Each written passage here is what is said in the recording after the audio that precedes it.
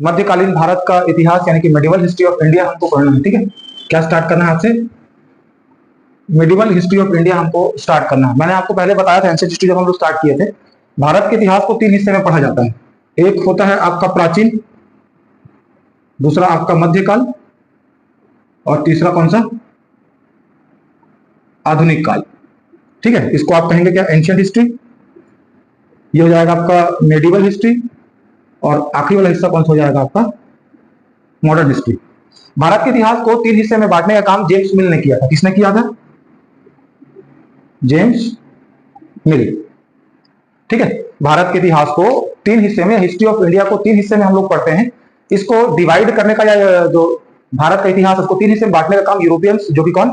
James मिल ने किया था। ये जो वर्गीकरण या क्लासिफिकेशन हिस्ट्री ऑफ इंडिया किया गया तीन हिस्से में, ये रिलीजियन के आधार पर किया गया था। मतलब एंशिएंट हिस्ट्री में हम उन रूलर्स को पढ़ते हैं जो प्रॉपर इंडियन रूलर्स की बात करेंगे। ठीक है, जो भारतीय हिंदू राजा थे, जो हिंदू धर्म को मानते थे। ठीक है, वो कौन से हिस्ट्री में पढ़ा जाता है?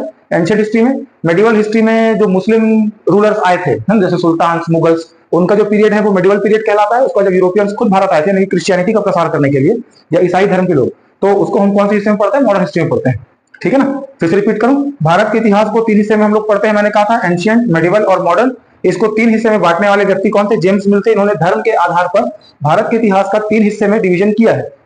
ठीक है, एंशिएंट हिस्ट्री में जो वैदिक धर्म या हिंदू धर्म को मानने वाले रूलर्स थे, मध्यकालीन भारत में यानी कि मेडिवल हिस्ट्री में इस्लामिक कल्चर को मानने वाले रूलर्स आएंगे, और मॉडर्न हिस्ट्री में जब वो खुद आते हैं यहाँ पर, यानी क्रिश्चियनिटी को मानने वाले, तो उसको मॉडर्न हिस्ट्री कहते हैं। ठीक है, इस तरीके से इन्होंने डिवीजन किया था। मेडिवल हिस्ट्री में या एंशिएंट हिस्ट्री में, जो कि क्लास 6 का सिलेबस है आपका, भाई एंशिएंट हिस्ट्री क्लास 6 में पढ़ते हैं, मेडिवल हिस्ट्री क्लास 7 में, और मॉडर्न हिस्ट्री आपको क्लास 8 में मिलेगा। तो जो एंशिएंट हिस्ट्री में हम लोगों ने ये पढ़ा था कि जो सबसे लास्ट पावरफुल रूलर हुए थे, कब? लगभग 7th सेंचुरी के आसपास। वो कौन थे? हर्षवर्धन थे। देखो, जैसे मैप में देखेंगे अगर, तो ये कुछ इंडिया का मैप इस तरीके से दिखता है हमको, है ना। ये जो सेंट्रल और साउथर्न वाला जो पार्ट है, यहाँ पर कन्नौज। ठीक है, कन्नौज के रूलर कौन थे? हर्षवर्धन थे, जिनके समय में ज़ुआनज़ैंग इंग्लिश में, और हिंदी में उनका नाम ह्वेनसांग मिलता है। एक चीनी यात्री भारत आए थे। उन्होंने अपनी किताब में सियूकी और कियास में उन्होंने दो चीजों के बारे में बताया है ना, छत्तीसगढ़ के बारे में और इंडिया के बारे में। ठीक है ना, तो यहाँ पर कन्नौज में 643 के आसपास हर्षवर्धन की मृत्यु हो जाती है। ठीक, फिर से रिपीट कर रहा हूँ, मैं ये कह रहा हूँ क्लास 6 में जो हिस्ट्री आपने पढ़ा था, उसमें सबसे लास्ट पावरफुल रूलर कौन थे? हर्षवर्धन थे, जिनका जो कहना चाहिए रूलिंग एरिया था, जगह पर वो शासन करते थे, वो कन्नौज था। कन्नौज उनकी राजधानी के लिए हम लोग पढ़े थे। ठीक, हर्षवर्धन के बारे में जानकारी हमको कहाँ से मिलती है? तो हर्षवर्धन के बारे में उनके जो दरबारी थे, उनके कोर्ट में एक पोएट थे जिनका नाम क्या था? बाण भट्ट, है ना। क्या था? बाण भट्ट। बाण भट्ट, इन्होंने कौन सी किताब लिखी है? हर्षचरित। हर्षचरित, ठीक है, एक इनकी किताब हो गई। दूसरे नंबर पर एक आएंगे रवि कीर्ति।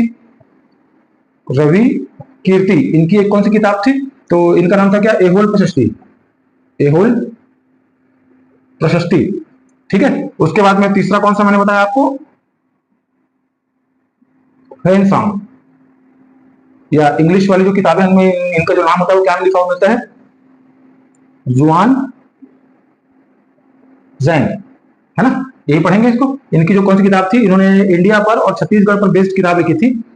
इसमें कियास लो और सियूकी, यहां से हमको जानकारी मिलती है। ठीक है, ये हम लोग डिस्कशन किए थे क्लास 6 वाले सिलेबस में। ठीक, तो लास्ट पावरफुल रूलर कौन हुए थे? हर्षवर्धन हुए थे। हर्षवर्धन के बाद ट्राई पार्टी स्ट्रगल हुआ था, यानी कि त्रिपक्षीय संघर्ष। यहाँ पर कौन? आपका राष्ट्रकूट। यहाँ राजस्थान वाले इलाके में कौन से? गुर्जर प्रतिहार। और यहाँ पर बंगाल में कौन थे? तो पाल। ठीक है, ये तीनों मिलकर के हर्षवर्धन के बाद में, हर्षवर्धन का जो राजधानी कन्नौज है, वहां पर अधिकार करने के लिए राष्ट्रकूट, गुर्जर प्रतिहार और पाल शासक आपस में क्या करते हैं? त्रिपक्षीय संघर्ष हम देखते हैं। हासिल इनको भी कुछ नहीं होता है। जब इनका भी पतन हो जाता है, इनका राष्ट्रकूट, गुर्जर और प्रतिहार पाल का भी जब पतन हो जाता है, इसके बाद छोटे छोटे राजपूत वंश हमको दिखाई देते हैं एंशिएंट हिस्ट्री में। ठीक है, टोटल कितने? तो टोटल 36 राजपूत वंश होंगे। उसी राजपूत पीरियड में एक राइटर हुए थे जिनका नाम क्या था? कल्हण। कल्हण ने कौन सी किताब लिखी थी? राज तरंगिणी। राज तरंगिणी, ठीक है, ये इनकी किताब थी। इसमें टोटल कितने राजपूत वंश या राजपूत डायनेस्टीज के बारे में हमको जानकारी मिलती है? 36 राजपूत डायनेस्टीज के बारे में हमको जानकारी मिलती है। कब? हर्षवर्धन और ये त्रिपक्षीय संघर्ष, ट्राई पार्टी स्ट्रगल के बाद में। ठीक है, इसी के बाद में होता यह है कि जैसे इंडिया का मैप में थोड़ा छोटा करके आपको बताऊं, मैप वाला हिस्सा का थोड़ा सा छोटा करें तो ये आपका राजस्थान वाला इलाका, कुछ इस तरीके से, ठीक है, ऐसा कुछ होता है। ठीक, तो यहां पर आप देखेंगे, देखो यहां पर कन्नौज हुआ करता था, इसी कन्नौज में अधिकार करने के लिए, यानी कि 643 में जब किसकी मृत्यु हो जाती है, 643 में जब हर्षवर्धन की मृत्यु हो जाती है, तो यहां पर कौन, गुर्जर प्रतिहार, यहां पर राष्ट्रकूट और यहां पर पाल, ये तीनों मिलकर क्या करते हैं, आपस में स्ट्रगल करते हैं किसके ऊपर अधिकार करने के लिए, कन्नौज पर अधिकार करने के लिए। लेकिन हासिल इन तीनों को भी कुछ नहीं होता है। इनके भी पतन हो जाने के बाद में छोटे छोटे कितने, टोटल आपका 36 राजपूत डायनेस्टीज का यहाँ पर क्या होता है, उदय होता है। ठीक है, कितने राजपूत व राजवंश निकलते हैं, टोटल 36 हैं, जिनमें से प्रमुख हम लोग पढ़ते हैं कौन कौन सा, तोमार, परमार, सेन, कलचुरी, गंग, चंदेल, ये सब अलग अलग नाम हम लोग इसमें पढ़ते हैं एंशिएंट हिस्ट्री में। ठीक, इसी के बाद में ये जो इलाका है, ये वाला जो एरिया है जहां पर सिंधु नदी का रिवर बेसिन है, इस एरिया को हम लोग क्या बोलते हैं, सिंध। इसको क्या बोलते हैं, सिंध। ठीक है, सिंध के जो राजा थे वो कौन थे, दाहिर। ठीक है, होता यह है कि कुछ अरबियों के जहाज को इसी सिंध के इलाके में लूट लिया जाता है। ठीक है, क्योंकि अरबियों का जहाज यहाँ पर लूटा गया था, तो जो खलीफा थे, खलीफा ने किसके ऊपर आरोप लगाया, दाहिर के ऊपर, जो कि सिंध के राजा थे, इनके ऊपर आरोप लगाते हैं और इनसे क्या करते हैं, जुर्माना भरने की बात कहते हैं। ये नहीं मानते हैं, हाँ कि नहीं। तो 712 में, लगभग 712 के आसपास में कौन सा वार होता है, रावर का युद्ध। कौन सा युद्ध बता रहा हूं मैं, रावर का युद्ध होता है किसके बीच में, मोहम्मद बिन कासिम और किसके अगेंस्ट में, दाहिर के अगेंस्ट में। एक बार शुरू से रिकॉल करते चले। देखिए, मैं ये कह रहा हूं कि हमने एंशिएंट हिस्ट्री में ये पढ़ा है कि 643 में यहाँ पर हर्षवर्धन सबसे लास्ट पावरफुल किंग हुए थे, जो सेंट्रलाइज पावर लेकर के चलते थे। इनकी मृत्यु के बाद में कन्नौज पर अधिकार करने के लिए तीन राजवंश, कौन सा, राष्ट्रकूट, गुर्जर प्रतिहार और पाल, ये तीनों डायनेस्टीज के जो रूलर्स होते हैं, इस कन्नौज को जीतने के लिए आपस में संघर्ष करते हैं। हासिल इनको भी कुछ नहीं होता है, इनका ही पतन हो जाता है। इनके पतन के बाद में टोटल 36 राजपूत जो रूलर्स है यहाँ पर उभर कर सामने आएंगे। उसी समय में जब क्या हो रहा है कि इस्लामिक कल्चर हो रहा है, डेवलप हो रहा था उस समय, लगभग 600 के बाद में भी तो इस्लामिक कल्चर एग्जिस्टेंस में आया था। ठीक, उसी समय जो सिंध का जो प्रांत था, सिंध वाला जो इलाका था, वहां के रूलर कौन थे, दाहिर थे। ठीक है, दाहिर के जो एरिया था, वहां पर अरबियों का कुछ एक जहाज था जिसको लूट लिया गया था। उस जहाज को लूटने के कारण इसका आरोप किसके ऊपर लगा, दाहिर के ऊपर लगा। दाहिर कहां के रूलर थे, सिंध के रूलर थे। ठीक है, इस दाहिर के ऊपर मोहम्मद बिन कासिम ने, यानी कि सबसे फर्स्ट अरबी अटैक हुआ था भारत पर। ठीक है, किसने किया था, तो मोहम्मद बिन कासिम ने। कब, तो 712 में। सबसे पहला कौन सा, तो सबसे पहले आक्रमण कौन करेंगे भारत में, अरबी। ठीक, अरब से आक्रमण होगा, आक्रमण करने वाला कौन, तो ये जाएगा मोहम्मद बिन कासिम। ठीक है, मोहम्मद बिन कासिम किसके अगेंस्ट में वॉर करेंगे, दाहिर के अगेंस्ट में। कब, तो 712 में, 712 ईस्वी में या 712 एडी में किसके अगेंस्ट वॉर होगा, तो दाहिर के अगेंस्ट वॉर होगा। ये जो वॉर होगा सिंध के इलाके में, उस वॉर का नाम होगा कौन सा, रावर। इसको कहते हैं रावर का युद्ध। ठीक, उद्देश्य साफ है, यहां पर अपना जुर्माना वसूलने के उद्देश्य से मोहम्मद बिन कासिम अटैक करेंगे, रुकेंगे नहीं, यहां पर लूटपाट करेंगे और वापस चले जाएंगे। ठीक, तो ये कौन सा जाएगा, सबसे पहला फर्स्ट अरबी आक्रमण हो जाएगा इंडिया में। इसके बाद सेकंड लेवल पर कौन आएंगे, तुर्क्स। ठीक, अब कौन आएंगे, तुर्क आएंगे, इसको ऐसे लिख के चलते हैं। दूसरा आक्रमण किनका होगा, तुर्कों का होगा। तुर्कों में भी जो सबसे पहले आएंगे वो कौन आएंगे, महमूद गजनवी। महमूद गजनवी, ये लगभग 1000 के आसपास यहां पर आएंगे। ठीक है, महमूद गजनवी आएंगे भारत में, कब, 1000 के आसपास में। इनके साथ एक चीज को ध्यान रखेंगे, 5 लोग भारत आएंगे इनके साथ में।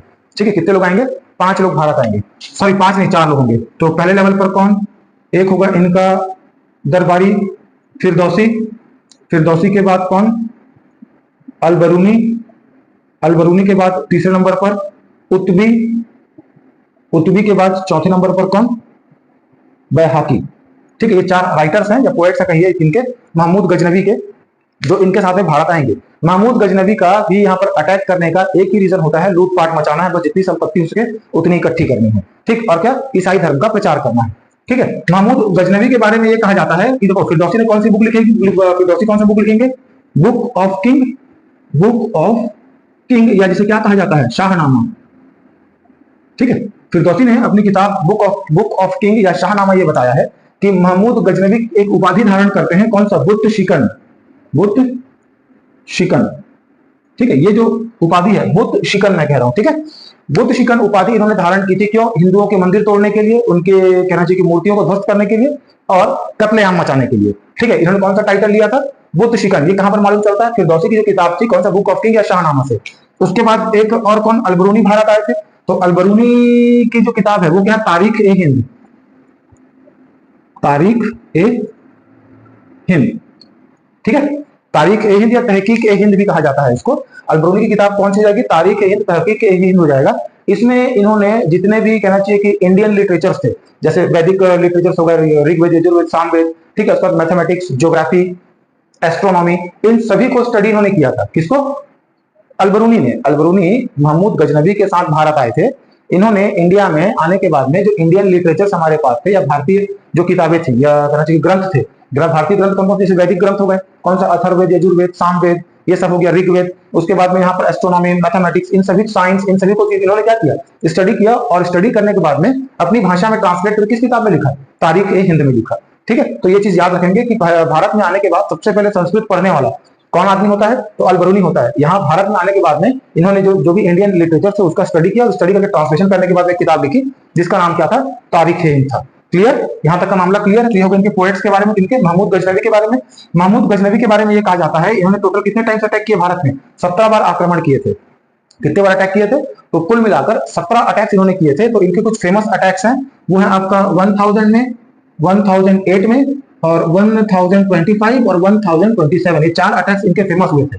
ठीक है, ये जो पहला अटैक किसमें? 1000 में, फिर 1008 में, 1025 और फिर 1027, ये 4 अटैक्स के बारे में है। ठीक है, ये इनका फर्स्ट इन्वेजन रहेगा, यानी कि सबसे पहली बार आक्रमण करेंगे। ये 6वां नंबर का, ये 16वां नंबर का, और ये 17वें नंबर का। ठीक, ये 4 फेमस हुए, मैं कह रहा हूं। जो सबसे पहला अटैक इनका भारत में इन्होंने किया था वो कौन थे? जयपाल के अगेंस्ट में। किसके? जयपाल। ठीक है, किसके अगेंस्ट सबसे पहला अटैक होगा? 1000 में जयपाल के अगेंस्ट में। दूसरा कौन सा? आनंदपाल। आनंदपाल। ठीक है, उसके बाद ये कौन सा जाएगा? भीम। भीम प्रथम। ये कौन से रूलर होंगे? सोलंकी। सोलंकी शासक होंगे। ये जो 16वां नंबर का जो अटैक था वो किसके अगेंस्ट हुआ था? तो सोलंकी जो रूलर थे, सोलंकी डायनेस्टी के जो रूलर थे, भीम फर्स्ट, उनके अगेंस्ट में ये अटैक किया गया था। ये फेमस इसीलिए है इनका 16वां नंबर का जो आक्रमण है, क्योंकि गुजरात का जो सोमनाथ मंदिर है उसको लूटा गया था। ठीक है, फिर 1027 में सिंध इलाके के जो जाट जाति के होंगे, कौन? जाट, उनके अगेंस्ट में वॉर होगा 17वां बार। ये टोटल 17 अटैक्स इनके हैं, जिनमें से जो कुछ फेमस थे, जो 4 हैं, फर्स्ट, 6th, 16th और 17th, ये हमने देख लिया। पहला 1000 में किए थे, कब? जयपाल के अगेंस्ट में। 1008 में 6वां आक्रमण किया गया था आनंदपाल के खिलाफ। 16वां आक्रमण 1025 में भीम शासक सोलंकी रूलर भीम प्रथम के खिलाफ। और जो 17वां शासक थे, सॉरी 17वां जो अटैक था, जो उनका आखिरी इन्वेजन था, वो 1027 के आसपास किया गया था। कब? जाटों के विरुद्ध इसी सिंध इलाके में। ठीक है, एक बार रिकॉल करते हैं। सबसे पहला आक्रमण किसके पास होगा? तो सिंध में खलीफा का जहाज लूट लिया जाएगा। खलीफा का जहाज लूट लेने की वजह से जो सिंध के राजा होंगे, कौन? दाहिर, उसके अगेंस्ट में सबसे पहले अरबी आक्रमण होगा, कौन? मोहम्मद बिन कासिम का। कब? 712 में। तो वो रावर का युद्ध कहलाएगा। ठीक, वहां रुकेंगे नहीं, आएंगे, लूटपाट करेंगे और चले जाएंगे। उसके बाद में दूसरा जो आक्रमण होगा वो तुर्कों का आक्रमण होगा। ठीक, तो पहले तुर्क कौन होंगे? महमूद गजनवी। महमूद गजनवी के साथ 4 लोग, कौन? फिरदौसी, अलबरूनी, उतबी और बैहाकी। ठीक है, फिरदौसी ने अपनी किताब शाहनामा में ये बताया है कि क्या जो महमूद गजनवी हैं उनकी एक उपाधि बुत शिकन की होगी। ये उपाधि उन्होंने वो लेंगे क्योंकि उन्होंने हिंदुओं के साथ मार काट करना, मंदिरों को तोड़ देना, मूर्तियों को तोड़ फोड़ करना, इन सभी की वजह से। क्लियर है? उसके बाद अलबरूनी के बारे में जो किताब होगी वो कौन सी किताब होगी? तारीख ए हिंद या तहकीक ए हिंद। इसमें ये बताया जाएगा कि ये भारत में आकर संस्कृत पढ़ने वाले पहले मुसलमान होंगे। उसके बाद भारत के जितने भी लिटरेचर थे, है ना, कौन? Astronomy, mathematics, science, culture, art, सबसे रिलेटेड चीज, डॉक्यूमेंट्स को ये पढ़ेंगे। पढ़ने के बाद में उसका ट्रांसलेशन करके किताब लिखेंगे, कौन सा? तारीख ए हिंद। उसके बाद उतबी और बैहाकी के बारे में उतना इंपॉर्टेंट नहीं है। ठीक, टोटल 17 बार ये अटैक करेंगे। पहला जो अटैक होगा वो 1000 में जयपाल के खिलाफ। 6वां नंबर का अटैक 1008 में आनंदपाल के खिलाफ। उसके बाद 1025 में 16वां आक्रमण किसके अगेंस्ट में? सोलंकी रूलर भीम फर्स्ट के अगेंस्ट में, जिसमें गुजरात का सोमनाथ मंदिर लूटा जाएगा। ये अमरकोट से संबंधित है। ठीक है, उसके बाद 1027 में 17वां और आखिरी आक्रमण होगा, जो कि सिंध में जाटों के खिलाफ होगा। ये क्लियर हो गया। इसके बाद में कौन? अगले तुर्क कौन जाएंगे? पहले कौन थे? तो महमूद गजनवी। दूसरे नंबर पर कौन? मोहम्मद गौरी। ठीक, अगला कौन सा हो जाएगा? पहला नंबर कौन सा था? महमूद गजनवी। महमूद गजनवी। सेकंड नंबर पर कौन जाएगा? मोहम्मद गौरी। ठीक, मोहम्मद गौरी का अटैक होगा। ठीक है, इसमें टोटल 6 वॉर होंगे, 1 2 3 4 5 और ये लगभग 6। सबसे पहला वाला 1175 में, उसके बाद 1178, 1191, 1192, उसके बाद ये जाएगा आपका 1194 और ये जाएगा आपका लगभग 1206 के आसपास। ठीक है, मोहम्मद गौरी के टोटल 6 अटैक्स पढ़ने हैं हमको। पहला नंबर हो जाएगा किसके खिलाफ? इसको ऐसे करके चलते हैं। ठीक, पहले देख लेते हैं, है ना। मोहम्मद गौरी के साथ 5 लोग भारत आएंगे। पहला कौन? बख्तियार खिलजी। ठीक, बख्तियार खिलजी। बख्तियार खिलजी क्यों फेमस हुआ था? क्योंकि उसने भारत के कौन सा नालंदा और विक्रमशिला विश्वविद्यालय जो थे, इसके सेनापति के रूप में यहाँ पर भारत आएंगे। कौन? बख्तियार खिलजी। ये भारत के कौन सा 2 यूनिवर्सिटीज थी उस समय, कौन कौन सा? एक नालंदा और दूसरा कौन सा? विक्रमशिला। ये 2 यूनिवर्सिटी को ये तोड़ेंगे। उसके बाद मोइनुद्दीन चिश्ती, जो कौन थे? सूफी संत थे, वो इसके साथ में आएंगे। उसके बाद इनके 3 गुलाम, कौन कौन से? एक का नाम था कौन सा? कुतुबुद्दीन ऐबक। कुतुबुद्दीन ऐबक। उसके बाद दूसरे का नाम यलदौज, दूसरे वाले का नाम यलदौज, और तीसरे वाले आदमी का नाम कुबाचा। कुबाचा, ठीक है। कुतुबुद्दीन ऐबक, यलदौज, कुबाचा, मोइनुद्दीन चिश्ती और बख्तियार खिलजी। बख्तियार खिलजी क्यों? तो नालंदा विक्रमशिला विश्वविद्यालय को नष्ट करेगा। एक सूफी संत मोइनुद्दीन चिश्ती आएंगे। उसके साथ उसके बाद इसके 3 गुलाम, कौन? कुतुबुद्दीन ऐबक, यलदौज और कुबाचा। ठीक है। टोटल कितने अटैक्स पड़ने हैं इसके? 6 अटैक्स हमको देखने हैं। जो सबसे पहले 1175 का जो अटैक होगा वो सिंध में, फिर वही जाट के अगेंस्ट में झगड़ा करेगा। उसके बाद यहां पर आ जाएंगे कौन? मूलराज। ठीक है, किसके अगेंस्ट में हो जाएगा? तो सेकंड जो इनका अटैक होगा वो किसके? मूलराज सेकंड, मूलराज द्वितीय के साथ होगा। उसके बाद 1191 और 1192, ये याद रखना है आपको, ये ज्यादा इंपॉर्टेंट है दोनों में से। इन दोनों युद्ध को तराइन का युद्ध कहा जाएगा। कौन सा? तराइन का युद्ध होगा। ये तराइन का फर्स्ट वॉर और ये तराइन का सेकंड वॉर। ये जो दोनों युद्ध होंगे किसके अगेंस्ट में होंगे? आपका पृथ्वीराज चौहान, पृथ्वीराज चौहान के साथ में लड़ा जाएगा। ठीक है। इसके बाद में 1194 में चंदावार, चंदावार का युद्ध, ये किसके साथ में?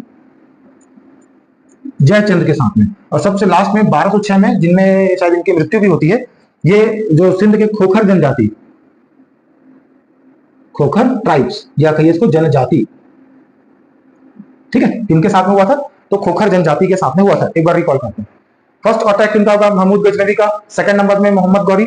मोहम्मद गौरी के साथ 5 लोग भारत आएंगे। कौन? बख्तियार खिलजी, मोइनुद्दीन चिश्ती, कुतुबुद्दीन ऐबक और आपका यलदौज और कुबाचा। बख्तियार खिलजी जाना जाता है किस लिए? तो उसने नालंदा और विक्रमशिला विश्वविद्यालय को नष्ट किया था। एक सूफी संत थे, कौन? मोइनुद्दीन चिश्ती। उसके बाद में इसके 3 गुलाम भारत आएंगे। कौन कौन? कुतुबुद्दीन ऐबक, यलदौज और कुबाचा। मोहम्मद गौरी के साथ टोटल 6 अटैक्स होंगे, मतलब 6 बार युद्ध होगा। 1175, 78, 1191, 92, 94 और 1206। ठीक है। 1175 में जाट के विरुद्ध लड़ेंगे ये। 1178 में जो मूलराज सेकंड, जो सोलंकी रूलर रहेंगे, उनके साथ में। 1192, 1191 और 92 में तराइन का युद्ध होगा। तराइन का प्रथम युद्ध 1191, तराइन का द्वितीय युद्ध 1192। ये दोनों युद्ध होगा किसके साथ? पृथ्वीराज चौहान के साथ में। पृथ्वीराज चौहान की सेना में सेनापति के तौर पर कौन रहते हैं? जयचंद रहते हैं। ठीक है। ऐसा कहा जाता है कि पृथ्वीराज चौहान ने जयचंद की बेटी को जबरदस्ती भगाकर शादी की थी, जिसका ये बदला लेना चाह रहे थे। और ये बदला इन्होंने लिया किसमें? तराइन के द्वितीय युद्ध में, है ना भाई। तराइन के द्वितीय युद्ध में देखो, एक तरफ कहना चाहिए किसकी? मोहम्मद गौरी की सेना थी, दूसरी तरफ किसकी सेना थी? पृथ्वीराज चौहान की सेना थी।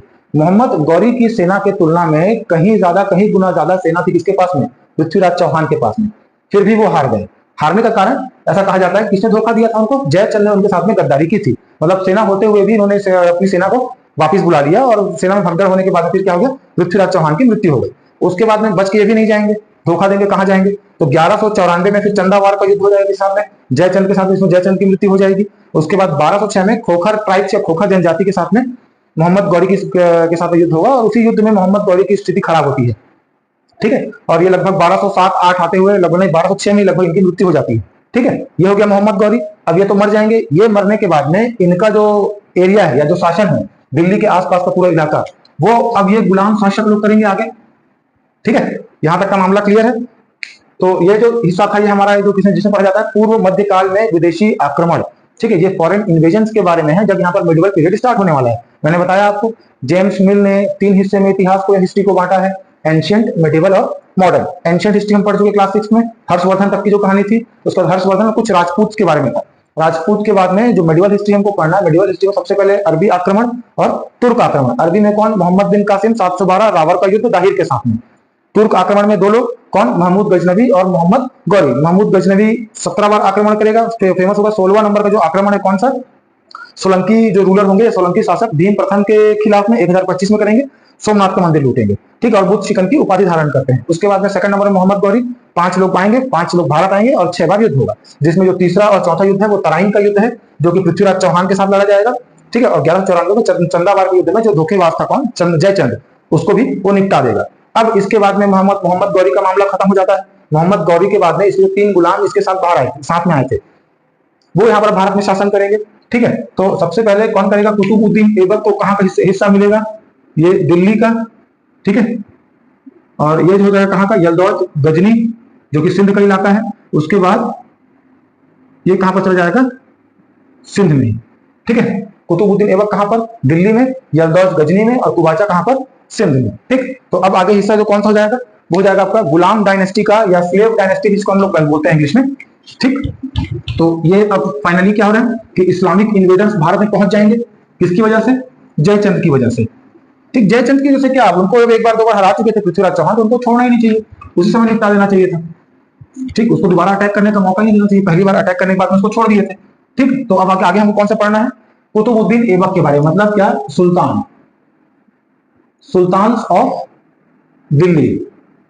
ठीक है, इन सुल्तानों को गुलाम वंश भी कहा जाता है। सबसे पहला कौन सा है, दिल्ली सुल्तान के बारे में जो सबसे पहला राजवंश को देखना है कौन सा, गुलाम शासक के बारे में। सबसे पहला गुलाम कौन, कुतुबुद्दीन ऐबक। ठीक है, कुतुबुद्दीन ऐबक मैंने बताया दिल्ली का शासक बनेगा। कुतुबुद्दीन ऐबक 1206 में रूलर बनेगा। ठीक, कब, 1206 में। इसकी जो राजधानी हो जाएगी वो कौन सी हो जाएगी, लाहौर, पाकिस्तान के इलाके में। उसके बाद इसकी जो राजकीय भाषा हो जाएगी वो कौन सी जाएगी, फारसी। 1206 में रूलर बनेगा, मोहम्मद गौरी के मरने के बाद में लाहौर इसकी राजधानी हो जाएगी और फारसी इसकी राजकीय भाषा हो जाएगी। इसके बाद इसकी कुछ उपाधियां हैं, टाइटल से जो उन्होंने लिया था, इसको कहा जाता है क्या, लाख बख्श, लाख बख्श। उसके बाद में हातिम द्वितीय, हातिम द्वितीय। उसके बाद इसको कहा जाता है क्या, कुरान खान, कुरान खान। और एक क्या, ऐबक। ठीक है, ऐबक या इसको कहते हैं चंद्रमुखी, चंद्रमुखी। ठीक, कैसे याद रखेंगे, लाख, हातिम, कुरान, चंद्रमुखी, ये 4 इसके टाइटल। लाख बख्श दानशीलता, हातिम दयाशीलता, कुरान खान उसको पूरा रट के चाट लिया था इसकी वजह से, और चंद्रमुखी, जो चंद्रमुखी ऐबक की जो उपाधि थी इसको मोहम्मद गौरी ने दी थी। उसका से कुछ निर्माण कार्य क्या क्या बनवाया इन्होंने, तो निर्माण कार्य की क्या क्या इन्होंने वो स्थापित किया, तो क्या जाएगा, 2.5 दिन का झोपड़ा, 2.5 दिन का झोपड़ा मस्जिद है। ठीक, दूसरे नंबर पर कुव्वत उल इस्लाम मस्जिद भी एक मस्जिद आएगा। जो तीसरा नंबर का वो फेमस है, कौन सा, कुतुब मीनार, कुतुब मीनार। कहां पर, दिल्ली में ये बनवाएंगे। दिल्ली में कुतुब मीनार से जुड़े हुए 3 रूलर्स हैं, एक कुतुबुद्दीन ऐबक, दूसरा कौन, फिरोज शाह तुगलक। देखो, कुतुब मीनार बनाने का काम ये करेंगे, मतलब स्टार्ट करने का किस कौन करेगा, तो कुतुबुद्दीन ऐबक करेगा। कहां पर, दिल्ली में। क्या क्या बनवाया, 2.5 दिन का झोपड़ा, कुव्वत उल इस्लाम मस्जिद और कुतुब मीनार। ठीक है, कुतुब मीनार किसकी याद में, तो चिश्ती, मोइनुद्दीन चिश्ती आए थे इनके साथ में। ठीक है, तो कौन से मीनार बनाएंगे, कुतुब मीनार बनवाएंगे। ठीक है, उसके बाद में और इनके बारे में कुछ, ठीक है, इनके एक दरबारी भी होंगे कोर्ट में, कौन, उनका नाम क्या जाएगा, हसन निजामी, हसन निजामी। ठीक है, जिनकी रचना क्या, देखो यहां इसको याद कर सकेंगे, नाम निजामी से शुरू होता है तो मासिरी इनकी रचना हो जाएगी, ये पूछा जाता है एग्जाम में जनरली। ठीक है, क्या, कुतुबुद्दीन ऐबक के बारे में, इनके दरबारी कौन जाएंगे, हसन निजामी। इसके बाद आगे बढ़े। ठीक, ये हो गया दरबारी कौन जाएंगे, हसन निजामी, जिनकी रचना क्या जाएगी, मासरी। उसके बाद में इनका बाद में जो पुत्र होगा कौन, आराम शाह, आराम शाह, ये रूलर बनेंगे। ठीक है, कुतुबुद्दीन ऐबक के बारे में सिर्फ इतना ही, इसके बारे में और कुछ जानने का नहीं है। देखो 1206 में ये रूलर बनेंगे, इनकी मृत्यु जाती है 1210 में। कब, 1210 में इनकी मृत्यु हो जाएगी। एक गेम होता है पोलो, जिसको हिंदी में चौगाना कहा जाता है। कौन सा, चौगाना, मतलब वो घोड़े पर रखकर जो टेनिस खेलते हैं ना, घोड़े पर बैठ के। ठीक है, जो गेम है कौन सा बोलते हैं, पोलो। कुतुबुद्दीन ऐबक की मृत्यु चौगाना या पोलो खेलते वक्त घोड़े से गिरने की वजह से हो जाती है। ठीक है, घोड़ा पोलो खेल रहे थे, घोड़े से गिरेंगे, घोड़े के पैर में जो नाल होता है लोहे का, निपटा देंगे। ठीक है, किसको, कुतुबुद्दीन ऐबक को। ठीक, कुतुबुद्दीन ऐबक के बाद अगला रूलर कौन आएगा, आराम शाह। नाम से स्पष्ट है, बहुत आराम मिजाज का आदमी होगा। ठीक है, शराबी किस्म का। उसी समय कहां पर, बदायूं का एक गवर्नर होगा। चलिए इसको देखते चलते हैं आगे। बदायूं जो कि उत्तर प्रदेश के आसपास का इलाका है। ठीक है, कहां पर, बदायूं का गवर्नर, बदायूं का गवर्नर कौन जाएगा? इल्तुतमिश। इल्तुतमिश, ठीक। वो इसके मौके का फायदा उठाएगा, ठीक। आराम शाह क्या है? आराम पसंद आदमी है। इनके साथ में तराइन का तृतीय युद्ध, इनके और सहयोगी कौन से? तो एक चचा जान यलदौज, उसके बाद कौन? कुबाचा। ये दोनों गुलाम मैंने बताया था किसके साथ में आए थे? मोहम्मद गौरी साथ में, ठीक है। और ये तीनों आपस में मिलकर के किसके अगेंस्ट वॉर करेंगे? तो इल्तुतमिश, इल्तुतमिश के अगेंस्ट में वॉर होगा। इस युद्ध को कहा जाता है क्या? तराइन का तृतीय युद्ध, ठीक। फर्स्ट वॉर ऑफ तराइन किनके बीच में हुआ था? तो पृथ्वीराज चौहान और किसके बीच में? पृथ्वीराज चौहान और मोहम्मद गौरी के बीच में, ठीक है। उसके बाद में पृथ्वीराज चौहान मोहम्मद गौरी के बीच में तराइन का प्रथम युद्ध और तराइन का तृतीय युद्ध, और आराम शाह यलदौज कुबाचा इनके साथ में तराइन का तृतीय युद्ध। ये एक और युद्ध है जो जड़ नाम का जगह है वहां पर हुआ था, तो इतना इंपॉर्टेंट नहीं है। इंपॉर्टेंट ये है कि तराइन का तृतीय युद्ध किसके बीच में? इल्तुतमिश, यलदौज कुबाचा और आराम शाह, तीनों को निपटा देगा। निपटाने के बाद में अगला सुल्तान दिल्ली का कौन बनेगा? तो वो अब कौन हो जाएगा? इल्तुतमिश, ठीक। तो पहले कौन? कुतुबुद्दीन ऐबक, कुतुबुद्दीन ऐबक के बाद आराम शाह, आराम शाह के बाद कौन आएगा? तो इल्तुतमिश आएगा, ठीक। तो ये हो जाएगा इल्तुतमिश, ठीक।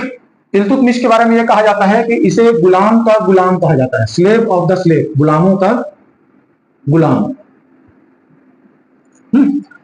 मिडिवल हिस्ट्री में ये देखा जाएगा कि जितने भी रूलर्स होते थे ये किसी गुलाम को यानी कि अपने स्लेव को अच्छे अच्छे बड़े बड़े पोस्ट पर रखते थे। जैसे देखो कुतुबुद्दीन ऐबक को उसने दिल्ली का शासन छोड़ दिया था। कुतुबुद्दीन ऐबक का गुलाम कौन? इल्तुतमिश। इल्तुतमिश आपका जो उत्तर प्रदेश के पास का जो इलाका है कौन सा? बदायूं, वहां का गवर्नर रहेगा। बदायूं का जो गवर्नर इल्तुतमिश आराम शाह को देखकर मौके का फायदा उठाना चाहेगा। तराइन का तृतीय युद्ध होगा, third war of Tarain, Iltutmish जीत जाएगा, ठीक। अब इल्तुतमिश के बारे में क्या? इसको गुलामों का गुलाम कहा जाएगा। यहां तक बात समझ में आ रहा है? इल्तुतमिश को ही दिल्ली सल्तनत का वास्तविक संस्थापक माना जाता है। किसका? दिल्ली सल्तनत का वास्तविक संस्थापक कौन है? तो वो जाएगा कौन? इल्तुतमिश। इसके बाद इसकी कुछ नीतियां होंगी, उस पर आते हैं सीधे। टका, जीतल, इक्तेदार, चिलगानी, ठीक है, जिसमें क्या बोलते हैं? तुर्कान ए चिलगानी भी कहते हैं। टका मतलब क्या? चांदी का सिक्का चलाएगा। जीतल या आपका पीतल या तांबे का सिक्का था, ठीक है। इक्तेदार कौन थे? तो इक्तेदार इसके अधिकारी होते थे, ठीक है, जिनको ये सैलरी की जगह में क्या देता था? जमीन की रेवेन्यू देता था, भूमि दान करता था, जिनको इक्तेदारों की नियुक्ति किया था। उसके बाद ये चौथा नंबर क्या? चिलगानी, ठीक है, इसका नाम क्या? तुर्कान ए चिलगानी, ये पूरा नाम था, यहाँ पर चिलगानी याद रखिए। तो चिलगानी कुछ था नहीं, ये 40 अमीर तुर्क सरदार कौन थे? तो 40 अमीर तुर्क सरदारों का समूह था, ठीक है। ये हाई क्लास सोसाइटी के लोग माने जाते थे। कौन? चिलगानी के मेंबर थे वो 40 अमीर तुर्क सुल्तान सरदार थे, जो इल्तुतमिश के साथ में क्या करते थे? गवर्नेंस के लिए इसको हेल्प करते थे। बात समझ में आ रही है? तुर्कान ए चिलगानी 40 अमीर तुर्क सरदारों का समूह था, जो कि प्रशासन में किसकी सहायता करते थे?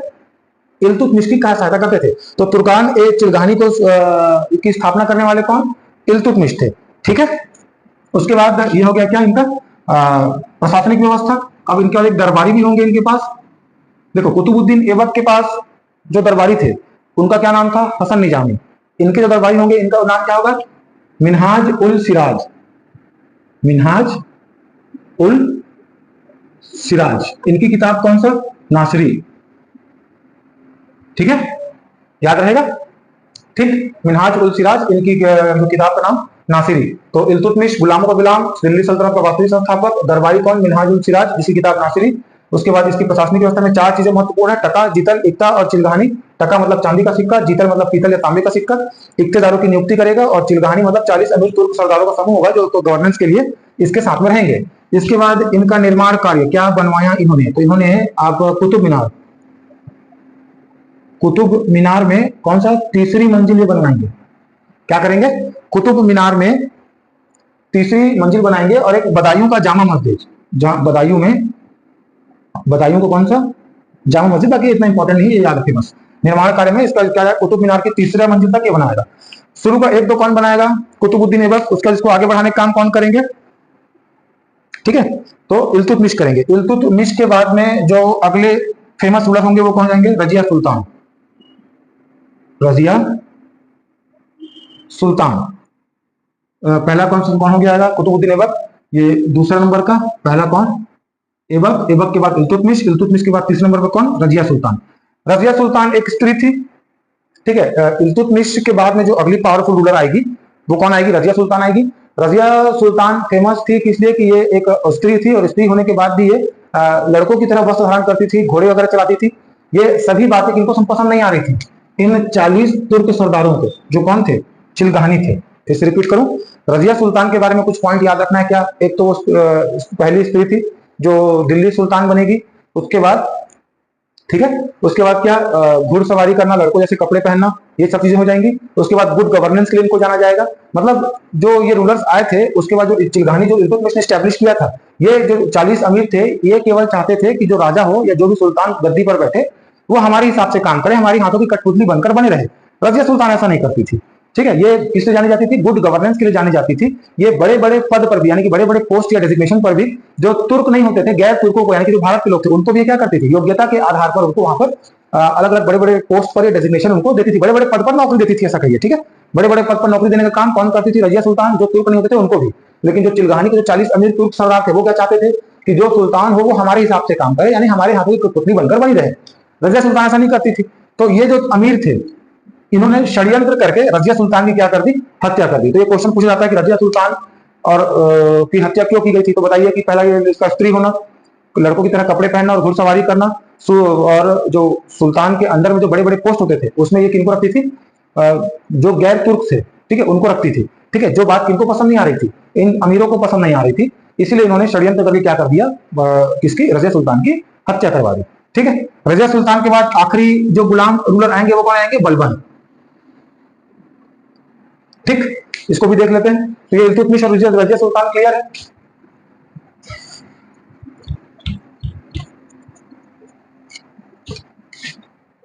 ठीक, तीसरे नंबर पर कौन था, रजिया सुल्तान।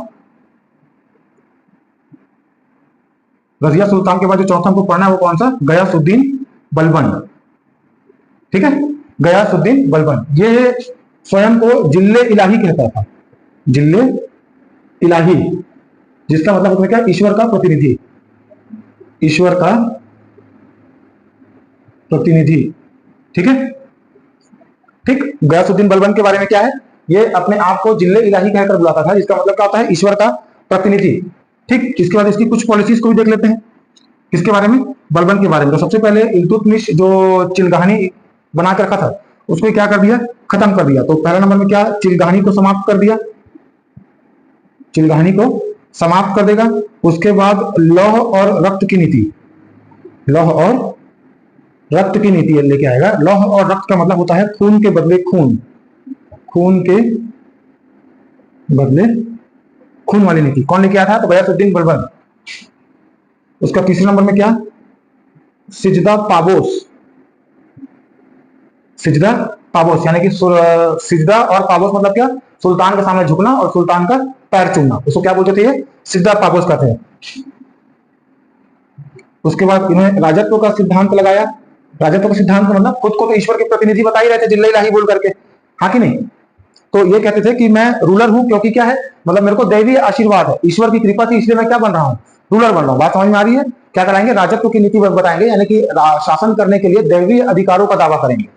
उसके बाद ये फारसी तर्ज पर क्या लगाएंगे, दरबार लगाएंगे। फारसी तर्ज पर ये अपने बच्चों के नाम लिखेंगे, ठीक है। और एक त्योहार होता है फारसियों का, नवरोज, नवरोज नाम का त्योहार मनाएगा, ठीक। क्या हो गया, चिलगानी को समाप्त कर दिया, लौह और रक्त की नीति चलाया, सुल्तान ने चिलगानी खत्म करने वाला सिजदा पाबोस, राजत्व और एक सैन्य विभाग, विराजत, ठीक है, विजारत या विराजत कहते हैं उसको। ये कौन सा, सेना का विभाग, ठीक। तो सबसे पहले सेना डिपार्टमेंट लेकर कौन आएगा, आर्मी डिपार्टमेंट बलबन लेके आएगा। लेकिन सेना रखने का काम कौन करेगा, तो अलाउद्दीन खिलजी करेगा, इस बात को ध्यान रखेंगे। सबसे पहले सैन्य विभाग कौन बना के लेके आएगा, तो बलबन लेके आएगा। और एक 7वां नंबर तो और था ये अर्ज, ये जो अर्ज है ये इसका वित्त विभाग हुआ करता था, वित्त विभाग। हालांकि मैं सल्तनत काल में जो सामाजिक व्यवस्था थी इन परिस्थितियों को बताऊंगा, लेकिन रूलर बाय रूलर अगर याद रखें तो ज्यादा आसान होता है, ठीक। तो ये कुछ पॉलिसीज रहेंगी किसकी, गयासुद्दीन बलबन की। क्या क्या है, कि स्वयं को जिल्ले इलाही कहेगा, यानी कि ईश्वर का प्रतिनिधि है, ईश्वर का छाया कहकर बुलाएगा। चिलगहानी को समाप्त कर देगा। लौह और रक्त की नीति लाएगा, यानी कि खून के बदले खून का बात करेगा। उसके बाद क्या, सिजदा पाबोस, सुल्तान के सामने झुकना और उसके पैर को चूमना। राजत्व यानी कि प्रशासन करने के लिए ईश्वरीय शक्तियों की बात करेगा या अधिकारों की बात करेगा। उसके बाद फारसी तौर पर दरबार लगाता था, बच्चों के नाम रखता था और नवरोज नाम के त्योहार मनाता था। ठीक है, उसके बाद कौन सा आ जाएगा आपका विराजत, ये सेना विभाग और अर्धवित्त विभाग। एक इल्तुतमिश के बारे में एक और चीज था जो मैं स्किप कर गया। इल्तुतमिश के बारे में ये है कि एक व्यक्ति होगा, कौन सा, बर्नी, या फिर जियाउद्दीन बर्नी, जियाउद्दीन मांग बर्नी, ये इसका पूरा नाम है। चंगेज खान इसका पीछा करते करते इल्तुतमिश तक पहुंच जाएगा। ठीक है, किसे रिपीट करूं, इल्तुतमिश के समय में ही एक व्यक्ति होगा जियाउद्दीन मांग बर्नी, ये चंगेज खान से भागते हुए कहां, किसके पास पहुंच जाएगा, इल्तुतमिश के पास पहुंच जाएगा। चंगेज खान के बारे में ये कहा जाता है कि चंगेज खान उस समय का सबसे खराब रूलर हुआ करता था। ये इतनी ज्यादा लूट हत्या मारकाट मचाता था, मतलब बहुत ज्यादा दरिंदा था ऐसा कहना चाहिए। तो उसके जिसके डर से, किसके डर से, चंगेज खान के यहाँ आने के डर से। चंगेज खान मंगोल का था। ठीक है, तो सबसे पहले मंगोल किसके पास आए थे, तो इल्तुतमिश के पास में। कैसे, तो जियाउद्दीन बर्नी जो कि चंगेज खान से छुपते छुपाते किसके पास पहुंचा था, इल्तुतमिश के पास पहुंचा था। वो चंगेज खान के अगेंस्ट वॉर करने के लिए इल्तुतमिश का साथ चाहता था, लेकिन इल्तुतमिश ने चंगेज खान के डर से, ठीक है, मंगोल आक्रमण के डर से किसको, जियाउद्दीन मांग बर्नी को वापिस कर दिया कि भाई मेरे को उसके साथ झगड़ा नहीं करना, बहुत जाली मारने, बुशकाशी खेलता है मेरे साथ में। ठीक है, या फिर बुशका एक होता है ना गेम, भाले पे लगा के ऐसा छेदने वाला काम। ठीक, तो इसके नाम से क्या जाएगा, ये चला जाएगा। ठीक है ना, तो ये हो गया किसके बारे में, गुलाम उलर्स के बारे में। और बलबन का एक और चीज छूट गया था, ये क्या है, 7वां नंबर का, इसके दरबारी, इसके कोर्ट मेंबर्स। तो इसके कोर्ट मेंबर दो लोग होंगे, कौन, एक अमीर खुसरो और दूसरा कौन, देहलवी। ठीक है, ये दो से कोर्ट मेंबर्स जाएंगे। तो ये हो गया किसके बारे में, गयासुद्दीन बलबन के बारे में। गयासुद्दीन बलबन तक हम लोग स्लेव डायनेस्टी या गुलाम वंश को पढ़ते हैं। इसके बाद जो आएंगे वो खिलजी वंश आएंगे। देखो, सल्तनत काल में कुल मिलाकर 5 राजवंश थे। ठीक है, मोहम्मद गौरी के बाद में जो दिल्ली के जो सुल्तान आएंगे वो टोटल कितने हो जाएंगे, 5। कौन कौन सा, तो सबसे पहले हम लोग क्या देखे अभी, गुलाम। इसके बाद कौन आएंगे, तो खिलजी डायनेस्टी के लोग आएंगे, गुलाम, खिलजी। उसके बाद कौन, तो तुगलक। उसके बाद कौन आएंगे, सैयद। और सबसे आखिरी में कौन, लोधी। दिल्ली में ये 5 राजवंश होंगे। ठीक है, सबसे पहले ये 84 साल तक, 84 ईयर, खिलजी 37 तक। ठीक है, 84, 37, 94, सॉरी ये 37 नहीं होगा, ये 30 साल होगा। 84, 30, 94, 37 साल, और ये कब तक, 75 साल। ठीक, भारत में जो मोहम्मद गौरी के बाद में मध्यकालीन जो पीरियड स्टार्ट होता है वो सल्तनत काल में होता है। ठीक है, सल्तनत काल कहते हैं, दिल्ली सुल्तान के बारे में कहते हैं। तो सबसे पहले कौन आएंगे, गुलाम, जो 84 साल तक, इसको ऐसे याद रखें, गुलाम, खिलजी, तुगलक, सैयद, लोधी। तो कभी कभी एग्जाम में इनका कालक्रम पूछ लेता है। ठीक है, कि इनके कालक्रम के हिसाब से इनको जमाइए। ये जो नाम लिखा हुआ है, ये जो नाम है इनके आने के क्रम के हिसाब से, एस्टेब्लिशमेंट के क्रम के हिसाब से। लेकिन अगर इन कितने कितने साल इन्होंने रूल किए, तो गुलाम 84, खिलजी 30, तुगलक 94, सैयद 37 और लोधी 75। ठीक है, कैसे याद रखें, 84, 30, सॉरी 84, 30, 94, 37, 75। ठीक, हमारा ये गुलाम वाला पार्ट खत्म हो गया। गुलाम डायनेस्टी के बाद हमको क्या देखना है, अगला खिलजी, फिर हम लोग तुगलक करेंगे, सैयद लोधी की क्लास में खत्म हो जाएगा। तो टोटल सल्तनत के कितने जाएंगे, आज गुलाम कर लिए, है ना, अगला खिलजी और तुगलक के साथ हो जाएगा, फिर ये सैयद और लोधी, इसके बाद फिर मुगल पीरियड। ठीक है, तो ये था दिल्ली सुल्तान के बारे में, जिसमें हमने देखा कि पूर्व मध्य काल में विदेशी आक्रमण कैसे कैसे हुआ, किन किन के अगेंस्ट में सब हुआ, और कैसे भारत में गुलाम वंश की नींव रखी जाती है। तो यहाँ तक है। ठीक है, अगला हम लोग कौन सा, खिलजी और तुगलक।